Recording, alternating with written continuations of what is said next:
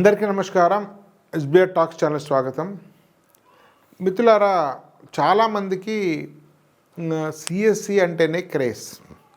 అంటే ఇంతకుముందు కూడా మీకు ఐఐటీలో కానీ ఎంసెట్ కాలేజీలో కానీ సిఎస్సి కట్ ఆఫ్ టాప్ కాలేజీలో ఒక 3,000 ఉంటే దానికి సంబంధించిన స్పెషలైజేషన్ 6,000 ఉండేది. అంటే అందరూ కూడా ఏం సజెస్ట్ చేసేవారంటే కోర్ సాఫ్ట్వేర్ కంప్యూటర్ సైన్సే బెటర్ అనే భావన ఉండేది గత 4 సంవత్సరాల నుంచి 5 సంవత్సరాల నుంచి. కానీ ప్రస్తుతము పరిస్థితులు వేగంగా మారుతున్నాయి. ఆర్టిఫిషియల్ ఇంటెలిజెన్స్ అనేది భవిష్యత్తు కాదు, ఇప్పుడు వర్తమానం. ఆర్టిఫిషియల్ ఇంటెలిజెన్స్ యొక్క పెను ప్రభావాన్ని మన నిత్య జీవితంలో కూడా గమనిస్తున్నాం. కాబట్టి కోర్ కంప్యూటర్ సైన్స్ తోటి ఉండే ఉద్యోగాల కంటే భవిష్యత్తులో ఎక్స్పర్ట్ చెప్తున్నటువంటి మాట ప్రకారము ఆర్టిఫిషియల్ ఇంటెలిజెన్స్, మిషన్ లెర్నింగ్ నుంచి మాత్రమే ఎక్కువ ఉద్యోగాలు ఉంటున్నాయి అనేది అందరి నిపుణుల మాట. అయితే ప్రస్తుతం కంప్యూటర్ సైన్స్ కంటే ఆర్టిఫిషియల్ ఇంటెలిజెన్స్ స్పెషలైజేషను లేదా ఆర్టిఫిషియల్ ఇంటెలిజెన్స్ అనేటువంటి బ్రాంచ్ను మనము తీసుకోవడము సరైనదా అనేటువంటి భావన గురించి మనం లోతుగా విశ్లేషిద్దాం. దీన్ని అనేక రకాలుగా అర్థం చేసుకోవాల్సి వస్తుంది. ఉదాహరణకు ఎంసెట్ కాలేజ్ విషయానికి వస్తే ఎంసెట్ కాలేజ్ మీరు ఏది తీసుకున్నా ఒకటే. సో ఒక 2 నుంచి 3 సబ్జెక్ట్స్ తేడా ఉంటాయి. సిఎస్సి కానీ, artificial intelligence specialization artificial intelligence కానీ, స్పెషలైజేషన్ మిషన్ లెర్నింగ్ కానీ, డేటా సైన్స్ కానీ, సైబర్ సెక్యూరిటీ కానీ మ్యాక్సిమం 3 నుంచి 5 సబ్జెక్ట్స్ సేమ్ ఉంటాయి తప్ప మిగతా అన్ని సేమ్ ఉంటాయి. సో 85 నుంచి 90% సేమ్ సబ్జెక్ట్స్ కాబట్టి డిఫరెన్స్ ఉంటుంది.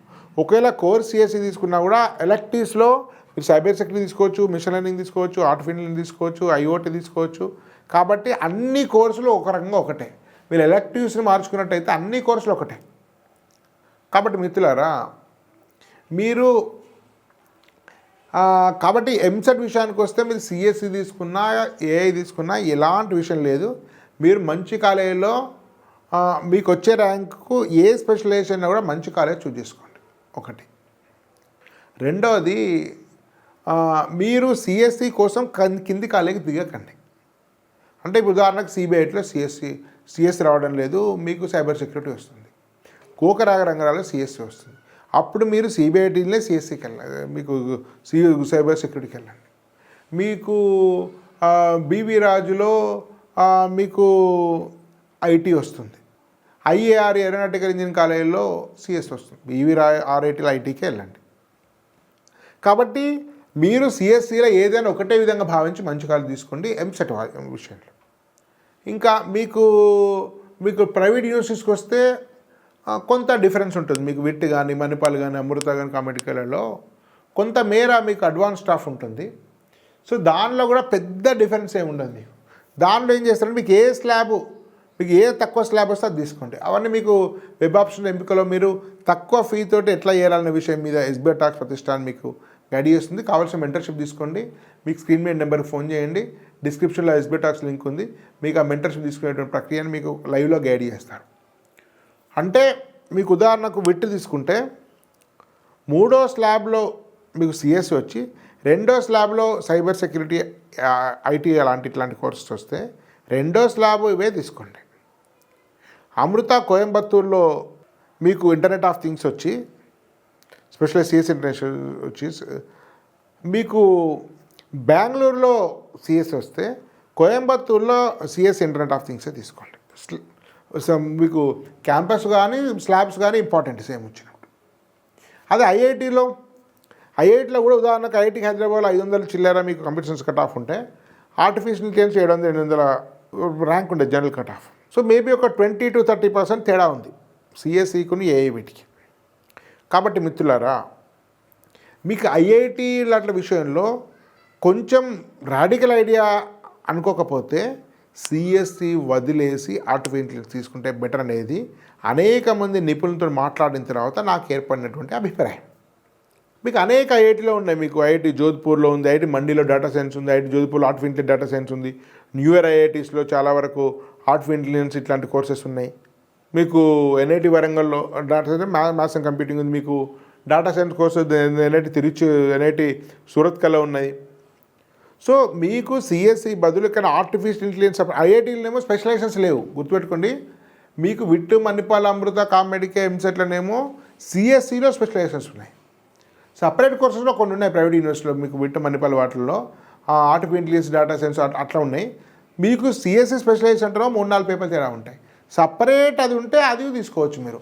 అంటే ఆర్టిఫిషియల్ ఇంటెలిజెన్స్ సిఎస్సి అంటే అది separate branch, CSE data science separate branch. ఇప్పుడు ఐఐటి మండిలో separate IIT data science separate branch ఉంది.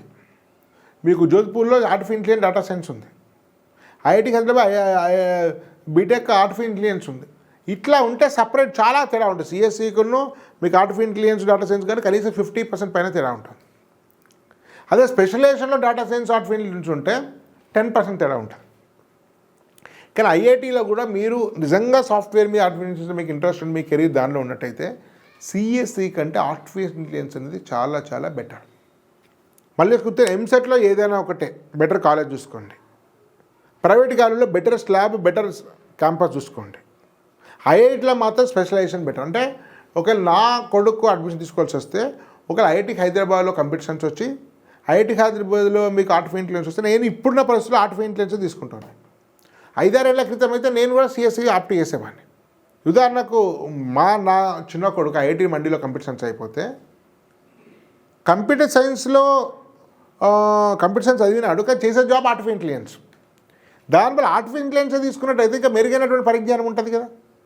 కాబట్టి ప్రస్తుత పరిస్థితుల్లో ఎస్బీఐ టాప్ ప్రతిష్టం సృష్టించేది సిఎస్సి కంటే ఏ బెటర్ అనేది ఒక ఎంపిక.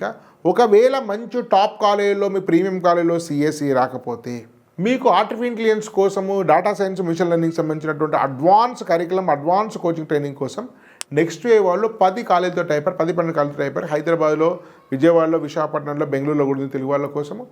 దాని మీద ఎగ్జామ్ నాట్ రాయాలనుకుంటే స్క్రీన్ మీకు డిస్క్రిప్షన్లో మీకు అప్లికేషన్ ఫామ్ ఉంది, దాన్ని నింపండి. దానిలో ఎస్బీఐ టాక్ సంబంధించిన కోడ్ ఉంది, పాస్వర్డ్ నుండి ఆ పాస్వర్డ్ రాసినట్టయితే మీకు కూపన్ కోడ్ రాసినట్టయితే మీకు 600 రూపాయల ఫీజు 250కి వస్తుంది, 350 రూపాయలు సేవ్ అవుతుంది. సో దాని ద్వారా మీరు రాసుకుంటే అది కూడా మీకు ఎంపికగా పెట్టుకోండి. మీకు టాప్ 10 కాలేజీల సరసన నెక్స్ట్ వే కూడా ట్రైనింగ్ ప్రకారం ఉండకపోతే నెక్స్ట్ వే టైప్ అయిన కాలేజీకి అంత ప్రాశస్త్యం ఉండకపోవచ్చు, కానీ ట్రైనింగ్ ప్రకారం టాప్ 10 కాలేజీలు ఇండియాలో ఐఐటి అనేది కాకుండా వాటి సరసన మనం పెట్టచ్చు. ఇది చాలా పరిశోధించిన తర్వాత మీకు చెప్తున్నాం. కాబట్టి అవకాశం వినియోగించుకుంటే ధన్యవాదాలు. భారత్ మాతకి జై.